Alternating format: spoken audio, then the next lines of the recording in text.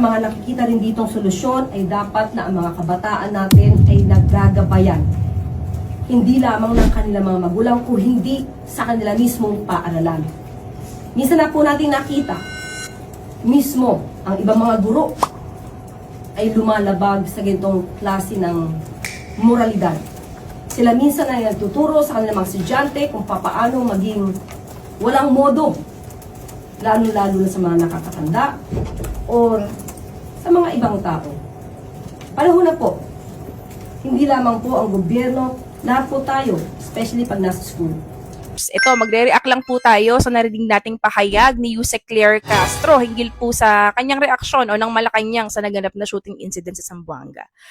Yusek Claire, bakit biglang parang kasalanan namin? Bakit nilahat mo naman ang lahat ng guro? Na parang well-supported kami sa eskwela. Hindi rin naman ho kami konsentidor, no, sa mga kasamahan namin. Pero mukhang wala na ho ata sa lugar at may bitaw ho kayo niyan. Kami pa bang mga teacher ang hindi nagtuturo ng magandang asal at kawalang modo sa mga estudyante namin?